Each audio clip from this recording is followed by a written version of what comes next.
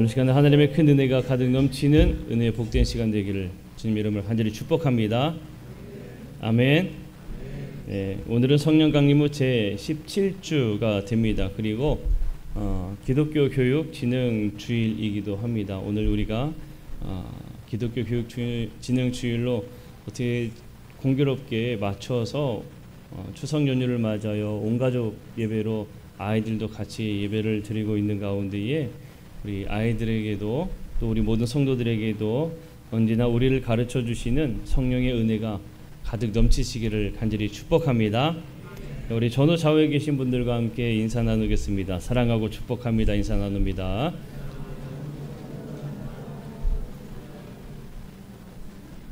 한 번 더 인사 나누겠습니다. 당신 덕분에 행복합니다.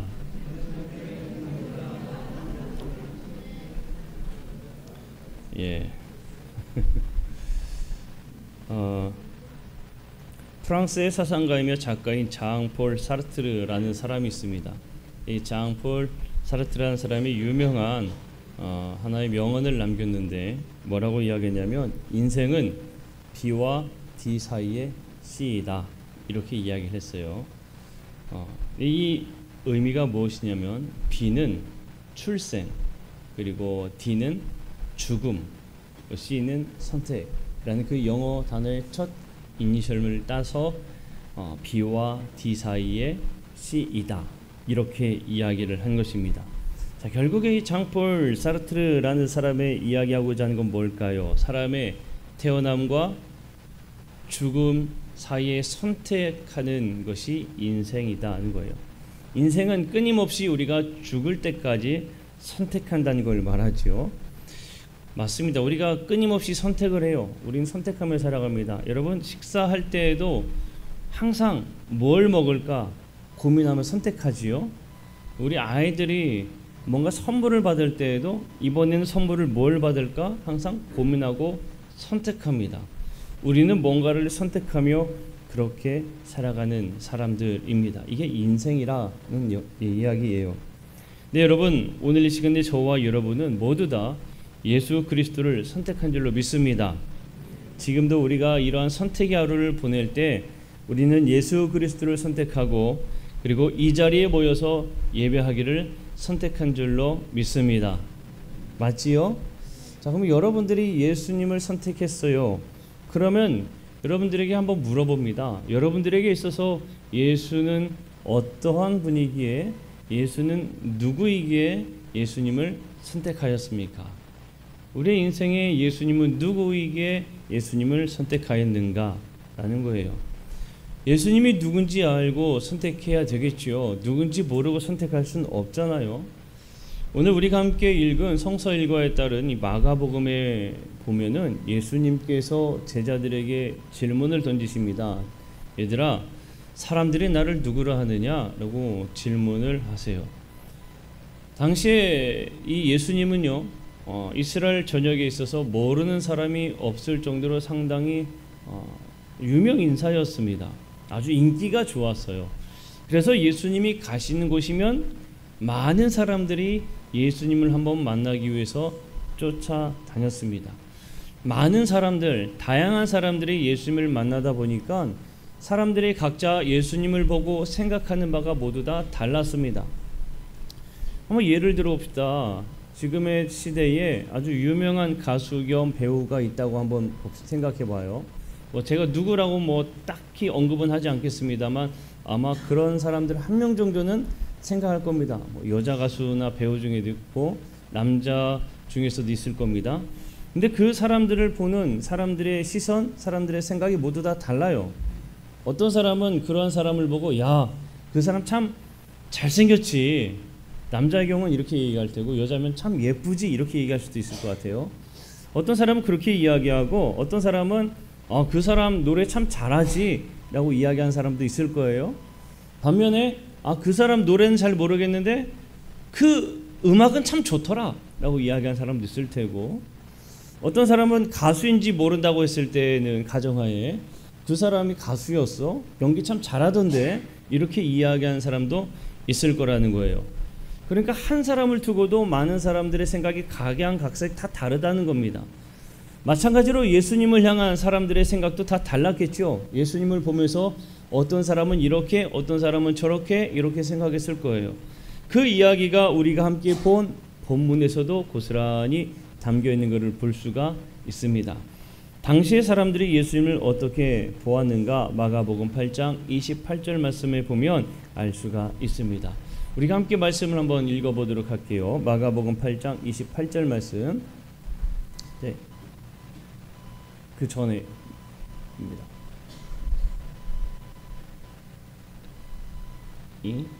자, 밑에 읽어봅시다. 28절 시작. 제자들이 여짜와 이르되 세례 요한이라 하고 더러는 엘리야 더러는 선지자 중에 하나라 하나이다. 사람들이 어떻게 본다고 보여집니까? 세례 요한 그리고 엘리야 그리고 선지자 중에 하나이니까 그냥 우리 편하게 선지자라고 이야기합시다. 사람들이 당시에 예수님을 보면서 저분은 세례 요한 아닐까? 저분은 엘리야 아닐까? 저분은 선지자가 아닐까? 이렇게 바라보았다는 이야기예요. 자, 그때에 베드로는 다르게 대답을 했지요. 29절에 보면 베드로의 대답이 나와 있습니다. 함께 읽어봅시다. 시작. 또 물으시되 너희는 나를 누구라 하느냐? 베드로가 대답하여 이르되 주는 그리스도시니이다. 아멘. 사람들의 대답과 베드로의 대답이 조금 차이가 있는 것을 볼 수가 있습니다. 사람들이 이야기한 사람들이 예수님을 바라보고 대답한 인물들, 세례 요한, 엘리야, 선지자, 그리고 베드로는 그리스도라고 이야기했는데 그리스도는 메시아, 지금의 말로 표현하면 구원자입니다. 그러니까 베드로는 예수님을 향해서 주는 나의 구원자 되십니다 라고 이야기하는 거예요. 자, 그러면 이 두 베드로와 사람들의 대답에 차이점이 있습니다. 차이점이 어떻게 됩니까? 세례 요한, 엘리야, 선지자는 어떤 사람들인가 하면 바로 과거의 사람들이에요. 예전에 이미 한번 거쳐온 죽은 사람들입니다. 죽었던 사람들. 반면에 주는 그리스도입니다 라고 대답한 베드로의 고백은 어떤 고백이냐 하면 현재의 고백이에요. 주는 나의 구원자 되십니다 라는 고백이 예전의 고백이 될 수는 없잖아요. 나의 구원자 되셨었습니다. 이거는 아니잖아요. 베드로의 고백은 지금 예수님은 나의 구원자가 되십니다. 이게 베드로의 고백입니다. 그러니까 사람들의 대답과 베드로의 고백이 조금 다르다는 것을 알 수가 있죠. 자, 그러면 다시 돌아와서 여러분들에게 있어서 예수님은 어떤 분으로 알고 예수님을 선택했는가? 라는 질문에 우리는 어떠한 분으로 알고 선택했느냐? 베드로처럼 예수님은 바로 나의 구원자 되시기 때문에 우리는 예수님을 선택했다는 겁니다. 여러분, 우리는 예수님이 우리의 구원자 되심을 믿음으로 고백한 줄로 믿습니다. 예수님이 나의 구원자 되신다는 거예요. 자, 이게 마태복음 16장 16절에서 베드로가 대답한 이 본문을 보면 조금 더 명확하게 우리에게 다가옵니다. 마태복음 16장 16절 말씀을 한번 읽어볼까요? 시작. 시몬 베드로가 대답하여 이르되 주는 그리스도시요 살아계신 하나님의 아들이시니이다. 아멘. 여기서 하나가 더 첨가되어 있죠. 뭐가 첨가되어 있나요? 살아계신 하나님의 아들입니다. 우리가 선택한 예수님은요, 과거에 죽으신 분이 아니에요. 지금도 살아계신 예수님이십니다. 우리는 지금도 살아서 우리와 함께 하시는 예수님을 선택한 거예요. 우리 한번 함께 이렇게 고백해 볼까요? 주는 그리스도시요 살아계신 하나님의 아들이십니다. 함께 고백합니다. 시작. 예수님은 그리스도요 살아계신 하나님의 아들이십니다. 아멘. 우리가 이 고백으로 예수님을 선택했다는 거예요. 우리 교회학교 친구들도 똑같이 마찬가지로 예수님은 여러분들의 구원자고 또 살아계신 하나님의 아들임을 고백하길 바랍니다. 우리 교회학교 아이들만 화면 보고 함께 큰 소리로 해봅시다. 시작. 예수님은 마지막에 아멘 더. 아멘. 아멘까지. 맞아요. 예수님은 그리스도시요 살아계신 하나님의 아들이십니다. 우리가 선택한 예수님은 과거에 죽으신 분이 아니라 지금도 살아계신 우리와 함께 하신 분이라는 거예요. 그래서 우리가 예수님을 선택했습니다. 그러면 우리가 예수님을 선택했다면 예수님을 믿으며 살아가지요. 그 믿으며 살아가는 삶이 무엇이냐 하는 거예요. 예수님을 내가 믿음으로 믿겠습니다라고 고백했고 이제 그 길을 따라 살아가겠습니다라고 이제 우리가 이야기를 합니다. 그러면 그 길이 뭐냐는 거예요. 그 길을 예수님께서 우리에게 무엇인지 가르쳐주고 있습니다. 누가복음 8장 34절에 있는 말씀을 한번 우리가 읽어보도록 할게요. 함께 읽겠습니다. 시작. 무리와 제자들을 불러 이르실 때 누구든지 나를 따라오려거든 자기를 부인하고 자기 십자가를 지고 나를 따를 것이니라. 아멘. 예수님이 말씀하실 때에 뭘 지고 따라오라고 얘기하고 있습니까? 십자가를 지고 따라오라고 이야기하고 계세요. 그러면 여러분 십자가는 뭘까요? 우리 친구들 십자가 뭔지 알아요? 예? 십자가가 뭡니까? 여러분 십자가가 뭔가요? 복잡하게 생각하지 마세요. 앞에 보이는 게 십자가입니다. 그죠? 이 십자가 있잖아요. 이 십자가예요. 그러면 십자가를 지고 따라오라 하셨으니 저거 떼가지고 우리 어깨 메고 살아가는 게 십자가를 지고 살아가는 걸까요? 아닙니다. 예수님이 그 앞에 뭐라고 얘기하셨는가 하면 노란 글씨 보면 뭐라고 되어 있어요? 자기를 부인하고라고 이야기하고 있어요. 자기를 부인하는 게 뭘까? 자기를 부인하는 게 뭘까? 조금 더 쉽게 다가오는 말씀이요. 현대인의 성경을 보면 우리에게 조금 더 쉽게 이야기해주고 있습니다. 자, 노란 글씨를 보면 뭐라고 쓰여져 있습니까? 자기를 버리고. 자기를 부인한다는 것은 곧 뭐라는 거예요? 자기를 버린다는 거예요. 그러면 자기를 버린다는 의미를 우리가 무엇인지 좀 알아볼 필요가 있겠죠. 예로 하나 말씀드리겠습니다. 이기풍 목사님이라고 계세요. 이기풍 목사님. 이분은 어떤 분이냐면 우리나라 최초의 일곱 분의 목사님 중 한 분이십니다. 이분이 이기풍 목사님이고요. 이분은 제주도에서 선교를 하신 목사님이세요. 근데 이 이기풍 목사님은요, 선교사를 때려눕힌 아주 대표적인 핍박자였습니다. 평양에서 1865년 12월 23일에 태어나신 분이세요.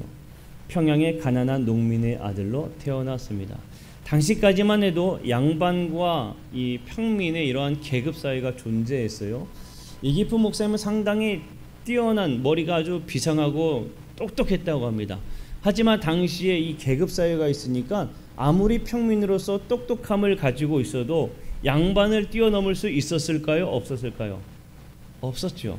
그러다 보니 이 이기풍 목사님은 이 권력을 가진 사람들, 이 양반과 같은 사람들에 대해서 상당히 불만이 많았어요. 그런 삐뚤어진 마음으로 살다 보니까 훗날 이 이기풍 목사님은 장성에서 어떤 사람이 됐느냐? 우리말로 쉽게 표현하면 깡패가 되었습니다.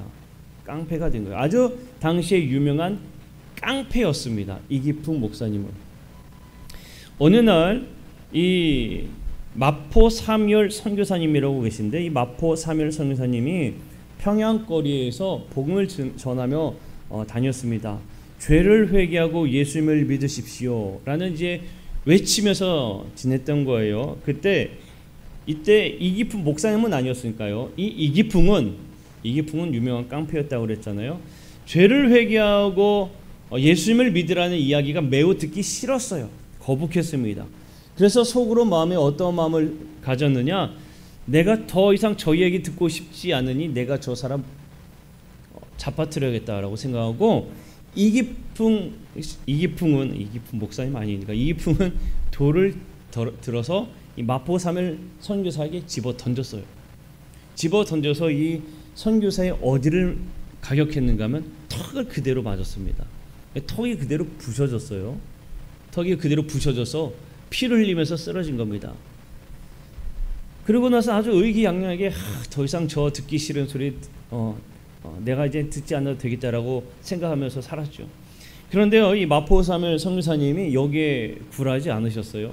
그래도 다시 일어나서 사람들에게 전도하고 열심히 복음을 전해서 그 평양에서 마포 사무엘 선교사님의 복음을 듣고 예수님을 믿기로 결심한 사람들이 생기기 시작했어요. 그리고 나서 이 선교사님이 사람들이 모이기 시작하니까 무엇을 지어야 되겠느냐 마음먹었느냐 하면 교회를 지어야 되겠다. 교회를 건축해야 되겠다라고 생각을 한 겁니다. 그래서 믿는 사람들과 함께 더불어 교회를 건축하기 시작했는데 이 이야기를 또 누가 들었을까요? 이기풍이 들었어요. 이기풍 이상하네. 이기풍 씨가 듣고 이 이야기를 듣고 내가 저 교회를 짓는 걸 가만두지 않겠다 생각하고 깡패 무리를 데리고 대동해서 그 교회 건축하는 곳에 갔습니다. 그리고 거기를 완전히 다 뒤엎은 거예요. 깡패니까 건축하는 현장을 다 뒤엎고 건축했던 걸 다 무너뜨리고 그러니까 교인들 중에 화가 난 사람들이 이 선교사님에게 선교사님 우리 이렇게 가만히 당하고만 있을 수 없습니다. 우리 좀 싸웁시다. 저 이기품과 싸웁시다 라고 이야기를 했는데 선교사님은 교인들을 달랬어요. 그러지 맙시다 하고. 이기품 겉으로 아주 의기양양했어요. 그런데 항상 이 일에 대해서 의기양양한 것만 아니라 마음 한구석에 찔림이 계속 있었습니다. 그러던 중에 자는데 꿈속에서 예수님의 환상을 나타나신 거예요.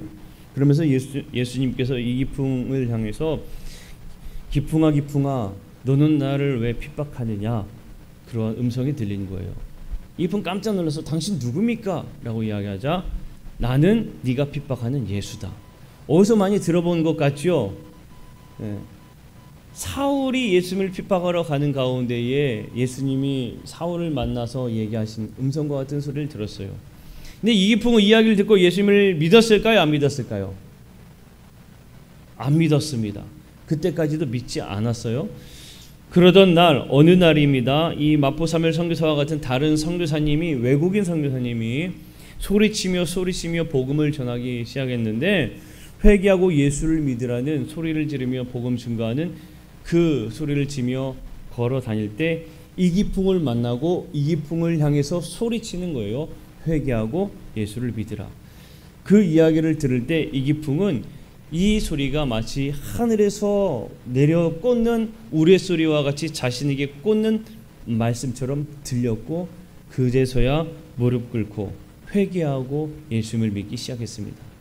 그리고 복음을 증거하다 그리고 일제강점기에는 이 신사참배를 거부하다가 순교하신 그 목사님이 되신 거예요. 자기를 버린다는 것은 다름이 아니에요. 뭐냐면 예전에 내가 깡패 기질로 살았던 그 모습을 이제는 버리고 이제 예수님을 믿음으로 고백하며 사는 것 이것이 바로 자기를 부인하고 자기를 버리는 겁니다. 그래서 우리가 여러분 예배 시간마다 우리는 늘 이 고백을 해요. 항상 예배할 때마다 회개의 기도를 드리죠. 회개의 기도를 드리는 것은 다름이 아니라 자기를 부인하고 자기를 버리는 그런 고백을 하는 겁니다. 나의 죄된 모습을 하나님 앞에 버리고 이제 예수님의 원하시는 모습대로 살겠습니다. 고백하는 게 바로 이 과정이에요. 그러면서 예수님께서 말씀하신 대로 내 자신을 버리고 십자가를 지고 사는 거예요. 그러면 여러분 십자가를 지고 사는 삶이 이기풍 목사님처럼 복음을 증거하는 그런 삶이냐? 꼭 그것만을 이야기하는 게 아니라는 겁니다. 우리가 야고보서의 말씀을 보았는데 야고보서에서는 무엇을 가르쳤는가 하면 바로 말을 조심하라. 너희들의 말을 조심하라 하는 것을 우리에게 가르쳐주고 있습니다. 십자가의 길은 바로 이것도 같은 거예요. 내가 예수님을 따라 살겠노라고 고백한다면 우리가 살아가면서 수없이 많은 말을 하는데 그 말조차도 내가 조심하는 게 바로 십자가의 길을 간 것과 같다는 겁니다. 내가 하고 싶은 말을 다 하면은 나는 참 기분이 좋고 속 시원하겠죠. 그러나 내가 하고 싶은 말을 다 하면 그 말로 인해서 다른 누군가는 뭘 받을까요? 상처를 입을 겁니다. 상처를 입겠죠. 그리고 때로는 어떤 사람들은 실족하게 되는 일들도 있습니다. 내가 하고 싶은 말을 다 하면서 남들에게 상처를 줄 땐 그 모습 속에 예수 그리스도의 모습을 우리는 나타낼 수가 없게 되는 거예요. 그래서 야고보서에서는 우리에게 분명히 말하는 게 너희들의 입을 조심하라고 이야기하고 있는 겁니다.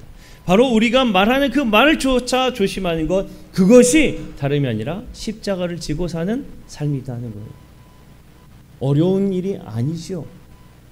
내가 한번 말할 때에도 한번 생각해 보는 겁니다. 이제 하나님의 자녀니까 예수님이 좋아할까?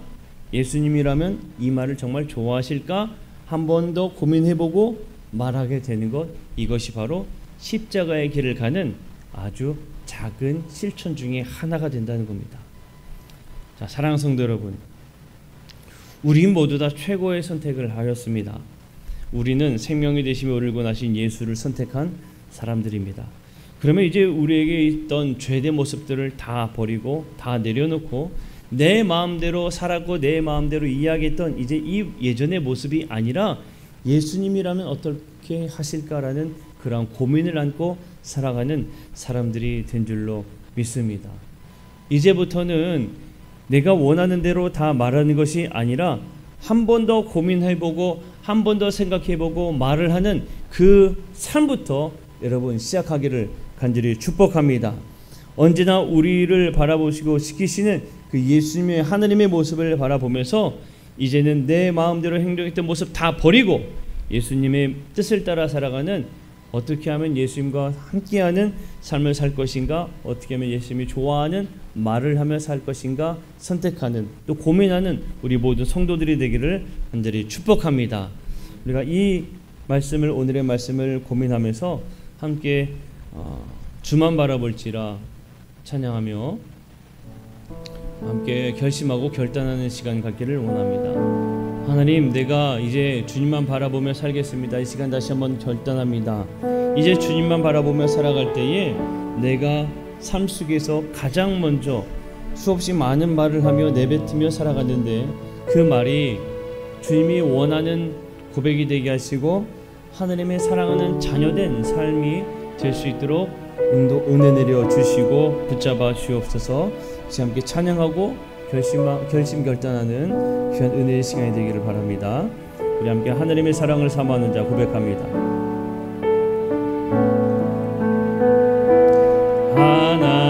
하나님의 사랑을 사모하는 자, 하나님의 평안을 바라보는 자, 너의 모든 것 창조하신 우리 주님이 너를 얼마나 사랑하시는지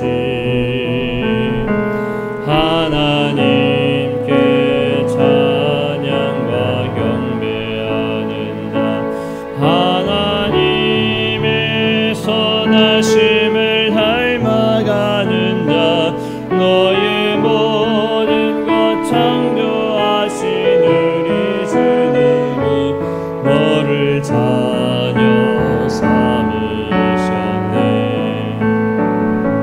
하나님 사랑의 은혜로 너를 어느 때나 바라보시고